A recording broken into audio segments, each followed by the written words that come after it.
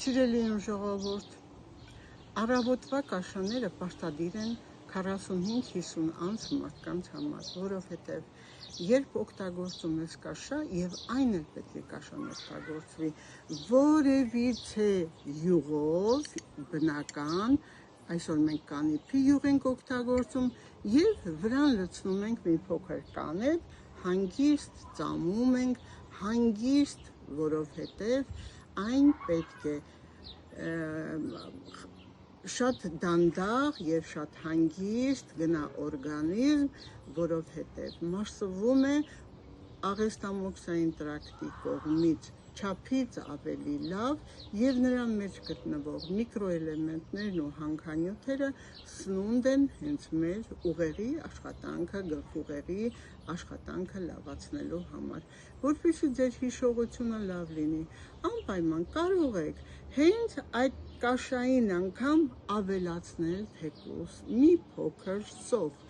եթե իհարկե ձեր քիմքին շատ հաճելի է։ Հաճախ մարդիկ չեն սիրում սոխ, բայց այնուամենայնիվ ուզում եմ ասել, որ դա այդքան էլ ճիշտ չի, որովհետև սոխը իր մեջ ունի այնպիսի հրաշալի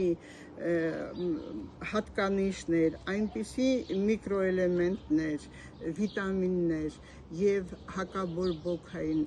նյութեր, որը շատ բարերար է ազդում հենց մեր առողջության վրա, երկարացնում է կյանքի տևողությունը։ Սիրելիներս, այնտեղ կա նաև մանրաթելեր, չմարսվող, որը ստամոքսից հեռացնում է սպունգի նման ներծծելով իր մեջ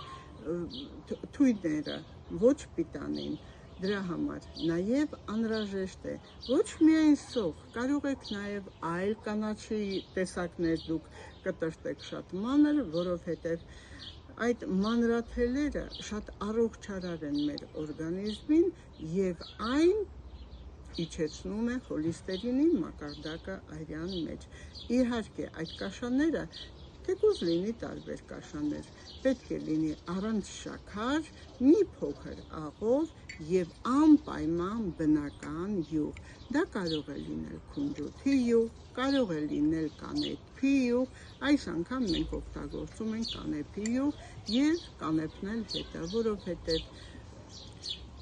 ունի հրաշալի հատկանիշ հենց սրտի համար, նաեւ լեղապարկի համար, կրճատում է թեթև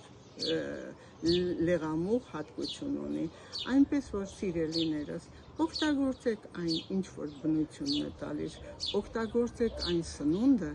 որը շատ անհրաժեշտ է 50 անց յուրաքանչյուր մարդու համար, չէ՞ որ գլխուղեղի աշխատանքը կարևոր է հենց նրանով, որ չեք մոռանա, որ աչքերի տեսողությունը լավ կլինի, լսողությունը լավ կլինի, էներգիա կունենաք ամբողջ օրը եւ ամենակարևորը կլինեք շատ արագ հագեցած։ Սիրում եմ ձեզ, իմ ժողովուրդ, օգտագործեք այն, ինչ որ անհրաժեշտ է ձեզ։